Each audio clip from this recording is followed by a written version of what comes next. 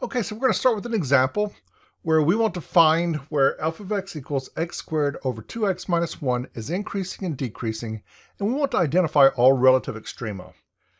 Now let's just remember that we know a function is increasing where the first derivative is positive, and it's decreasing where the first derivative is negative. We know that we use the first derivative test to tell us about where we have relative maxes and mins. If it's decreasing and then increasing, then we have a relative min. If it's increasing and then decreasing, we have a relative max. And if it's decreasing and then decreasing again, then it's neither relative max nor min, or increasing and then increasing again, then that's the same thing.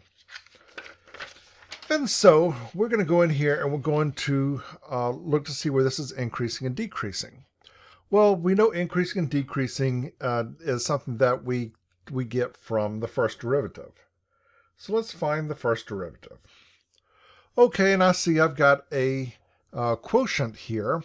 And so we're going to have to find the derivative of this using the quotient rule. So remember what we've got is u prime v minus uv prime all over v squared. That's my quotient rule. So u prime is going to give me 2x. V is 2x minus 1 minus u, which is x squared, v prime, which gives me a 2, and all of that goes over v squared. Okay. And so just so you remember, this was u prime v minus u v prime over v squared is how we got that. All right, so let's do a little bit of cleaning up here. It looks like we multiply this 2x inside these parentheses. We end up with a 4x squared minus 2x. Multiply these two, we get a negative 2x squared. Okay. All that goes over 2x minus 1 squared. And it looks like what we end up with is, let's see, these 4x squared minus 2x squared gives me a 2x squared up top minus 2x. All that goes over 2x minus 1 squared. I'm going to factor out a 2x up here in the top, which looks like that would give me just an x minus 1. And I've got 2x minus 1 squared here. And so I've taken that derivative just about as simplified as I can get it. Now remember what we're doing here when we're trying to find increasing and decreasing is we're looking for those critical numbers. We're looking for those places here where the derivative is either where the derivative is either 0 or the derivative is undefined. And if that derivative is positive, it's increasing. If it's negative, it's decreasing. And we can find our maxes, our relative maxes and mins once we get that. So our first step is critical numbers. Now let's remember, a critical number is going to come from where the derivative is 0 or undefined, as long as those numbers are okay in the original function. So it looks like what would make this derivative 0 would be if the numerator was 0. It looks like that would happen if x is 0 or if x is positive 1. We just set this top part equal to 0, and we get 0 and positive 1. Those would be two numbers that would make the derivative 0. And if we go up here to the original function, it looks like I wouldn't have any problems sticking a 0 into here, right? 0, that would just give me a 0 on the top and over some number down here. That would be fine. Looks like I wouldn't have any problem sticking a 1 up here, right? That wouldn't cause any kind of problems. And so I've identified that x equals 0 and x equals 1. Both of those would have multiplicity 1, just kind of taking note of that. Looks like what would make the derivative undefined would be if x equals 1/2, right? That's just setting this denominator equal to 0. If x equals 1/2, then the denominator of the derivative equals 0. However, if x equals 1/2, that's not in the domain of the function either. So it's not a critical number, right? So these over here are my only critical numbers. Okay. So, although x equals 1/2 is not a critical number, it is something to kind of pay attention to. It's not in the domain of the function. So I might just want to go over here and just sort of note that. X equals 1/2 is not in the domain. Which means that, that's still something we kind of have to just sort of remember, because what we're trying to do is we're really trying to analyze the graph up here, right? So so we're just going to sort of pay attention to the fact that we see that 1/2 is sort of a, a point where something is happening here. I'm going to do my sign test here. I'm going to go in here, and remember, this is just the x-axis. What I'm going to put up here will be the sine of f prime, okay? And I'm just going to kind of write down all my important numbers down here. I know that at x equals 0, the derivative is 0. At x equals 1, the derivative is 0. At x equals 1/2, something's happening here. The derivative, I'm just going to put like an x there. Just sort of like say, oh, no, there's nothing going on there because that's not in the domain of the function. And so what I want to do is go along here and do my pluses and minuses and see what's going on with my pluses and minuses. No, I can just choose a test number somewhere. Let's choose, I don't know, how about if we choose a test number of -1? All right, so if I take -1, and if I go in here and I'm looking to see is the derivative positive or negative there. So I'm going to go back up to the derivative, and I can do it in any of these forms. Remember, all of these are equivalent, so I'm just going to pick the one that looks easiest. I'm going to go to this one right here. If I stick a -1 into here, 2 times -1, that's going to be negative. -1 minus 1 is going to be negative. So I've got a negative something here, I've got a negative something here, those things are multiplied, so that's going to become positive. And because the bottom is square, that's always positive. That's going to be some positive number. I don't even have to know exactly what it is. I just need to know, is it positive or negative? So it looks like that's going to be positive there.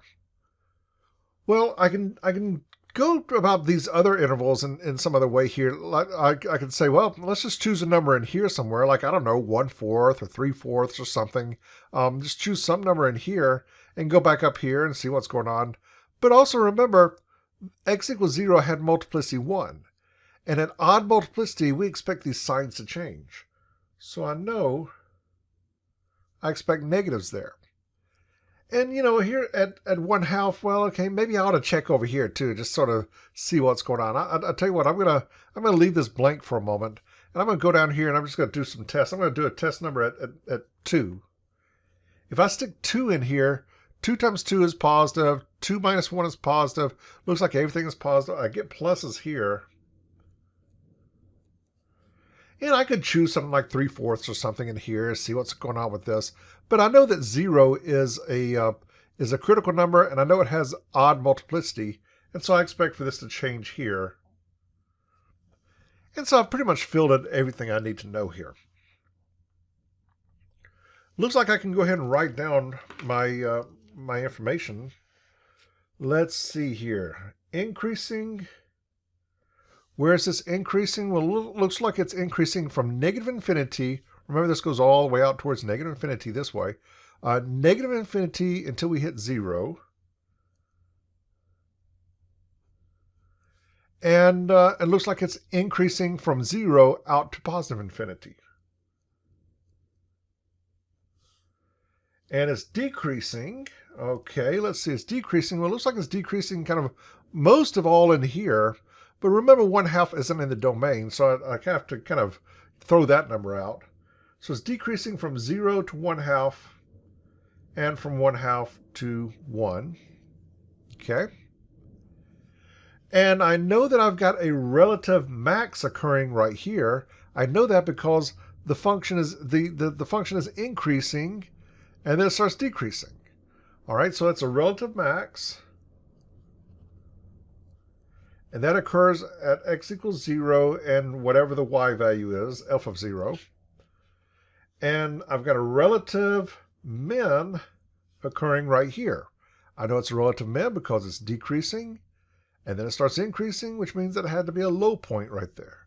So that's occurring at x equals 1 and f of 1. And let's just see, what if x equals 0, remember we need those y values, and we're going to go back to the original function to get the y values. If I stick a 0 in here, it looks like I get 0 over 0 minus 1. That's just going to be 0. So this is the point 0, 0. And if I stick a 1 in here, I get 1 squared over 2 times 1 minus 1. Looks like that's just going to be 1. And so I've done all the things I was asked to do. All right, let's look at another example.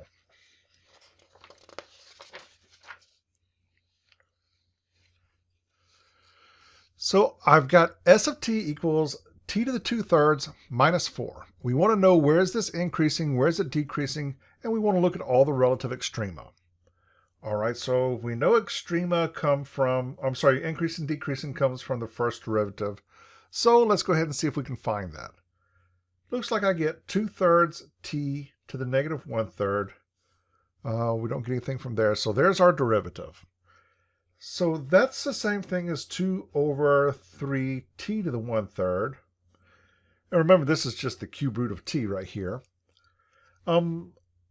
Remember, critical numbers come from where the derivative is 0 or where the derivative is undefined, as long as those numbers are okay in the original function. Well, nothing's going to make this 0, right? If we got a fraction, zeros come from making the numerator 0. Making the denominator 0 would be where this thing is undefined. And so it looks like I could get something there. If t equals 0, the cube root of 0 is 0, I got a 0 in the denominator. And since 0 could be thrown in here, right, the cube root of 0 squared is perfectly fine, looks like 0 is going to be a critical number. So t equals 0 is a critical number. All right? And so we make ourselves a sign chart. Go in here, okay. The only number I've got that's of any interest is t equals 0. Okay, so we're going to look to see what happens to the left and see what happens to the right and see if we can figure out what our pluses and minuses are all about here. So I'm going to choose a number over here. Let's see, like maybe negative 1. All right, if t equals negative 1, stick negative 1 into the derivative. That would be the cube root of negative 1, which is negative 1. So that whole thing would be negative. Looks like we've got negatives over here. And I think you can see that if I choose a number like maybe 1 right here, if I stick, 1 in here, everything there would be positive.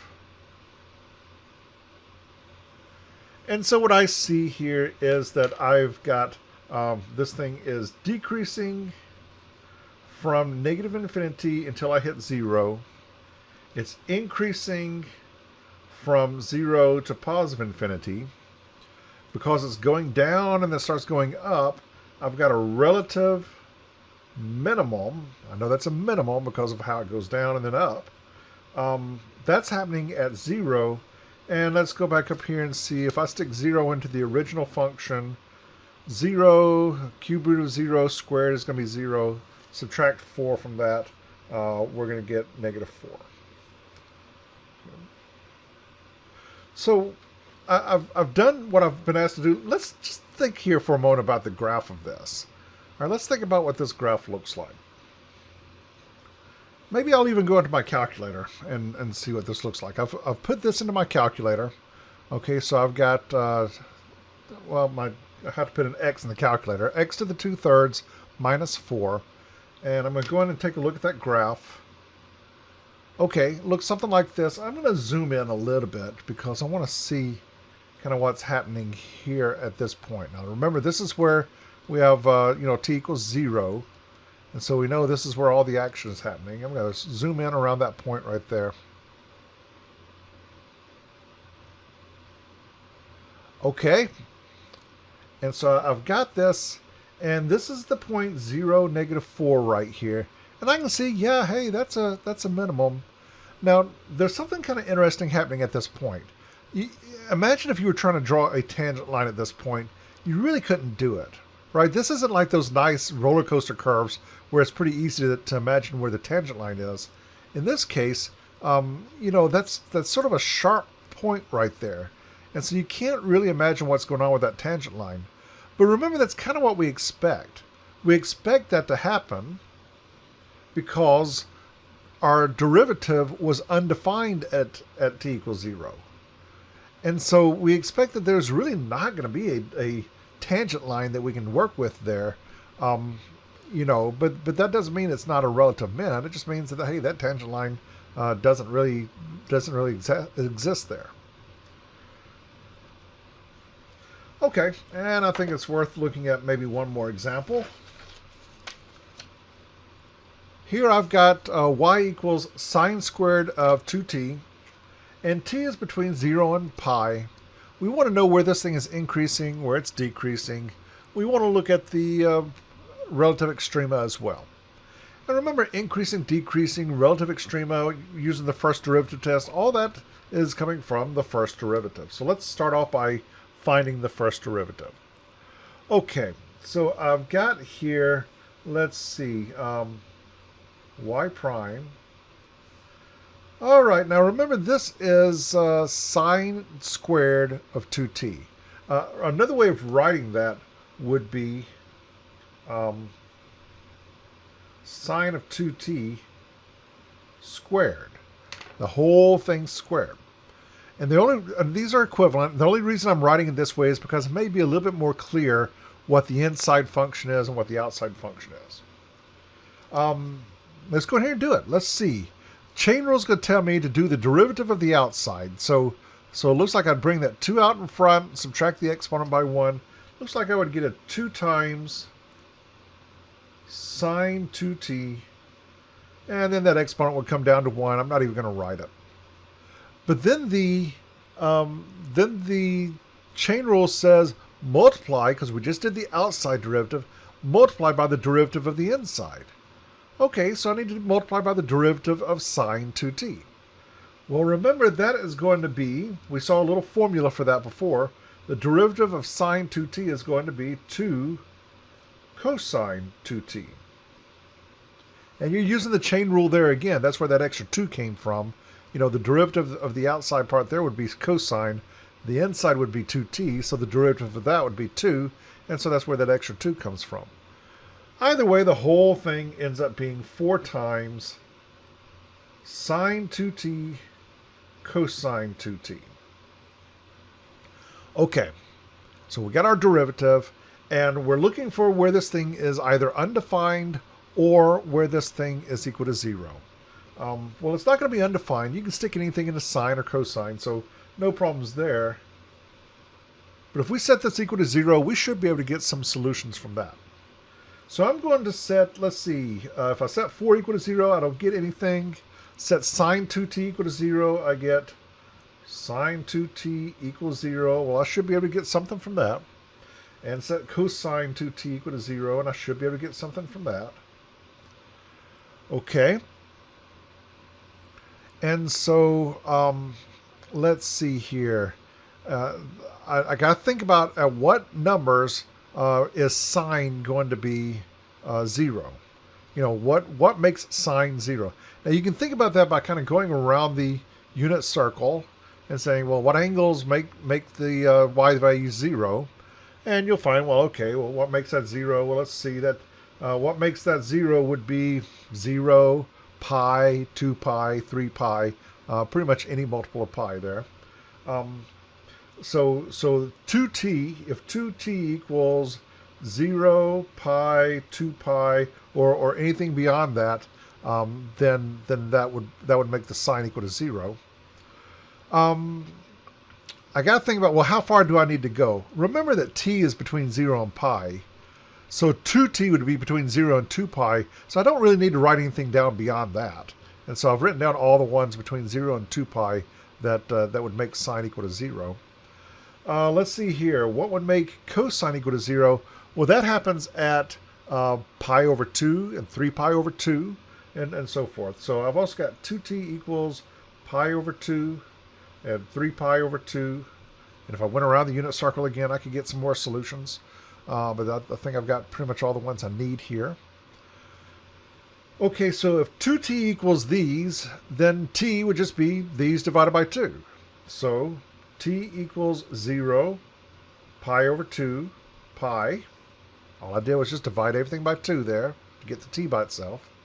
And over here I would get t equals, let's see, pi over 2 divided by 2 gives me pi over 4. I also get 3 pi over 4. Okay. So I got a bunch of numbers here. I got a bunch of values here that you know could be places where where it's changing from positives to negatives and so forth. So I'm going to make myself a sine chart. I'm going to draw this one out a good bit. Here we go. All right. Well, I'm not going to get rid of those arrows because I know I'm only interested between 0 and pi. Okay. So let's see. What do I have? I've got 0. I got pi over 4. I got pi over 2. I got 3 pi over 4. Then I got to pi. So it looks like I'm just doing something like this. Pi over 4. Pi over 2. 3 pi over 4. At least in theory, those should all be equally spaced out, but it doesn't really matter. I'm just making a side chart. I need to go in here and sort of do this. I need to figure out where's the derivative positive and where's the derivative negative. Well, you know, actually, I can cheat just a little bit here. Think about angles between 0 and pi over 4. Think about these things right here. 0 to pi over 4. If I stick t values between 0 and pi over 4 into 2t, then you're talking about things between 0 and pi over 2. Those are things in the first quadrant. Those are angles that are in the first quadrant. And both sine and cosine are positive in the first quadrant. Now, you could also do it. You could also just kind of pick a number, throw it in here. Even if it's a decimal, choose something like 0.1 or something and plug it in and just kind of see what happens. And what you're going to find is that we get pluses here. And here's where that idea of multiplicity is really pretty neat, because each one of these solutions appear only once. They all have multiplicity 1. They all have odd multiplicity.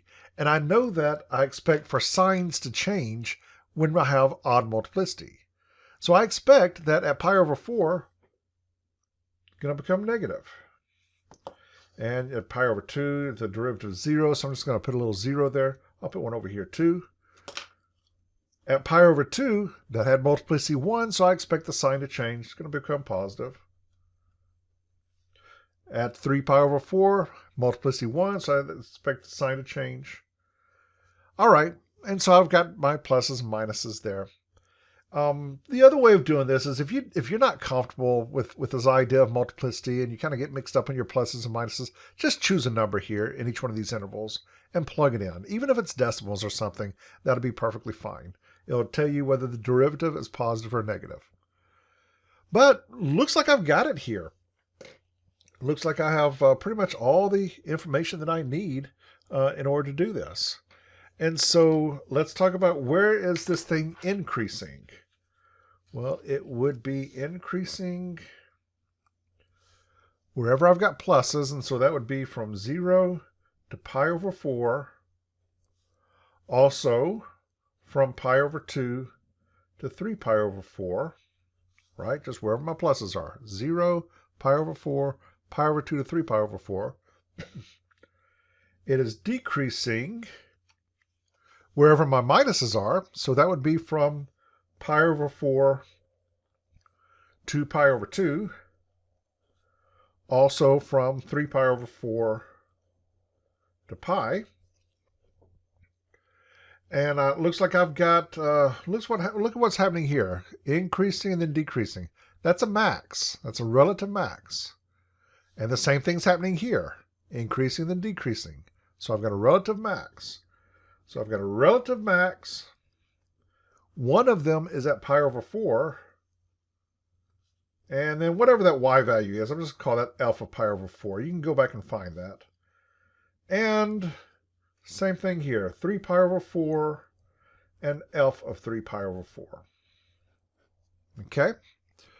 And it looks like I've got a relative min. Let's see. What am I looking for with relative mins? I'm looking for where it goes, you know, it's decreasing and then it starts increasing. Well, that's a max. That's a min, right? It goes down, starts going up again. And I don't have another one there. So that's just only one place is where that's happening, and that's at pi over 2. So pi over 2 and the y value there. You can go back to the original function, plug pi over 2 in, and you can find that number. And so there we go. We've got it. We have found where this thing is increasing, decreasing. We found the relative maxes and mins, and we're pretty much done.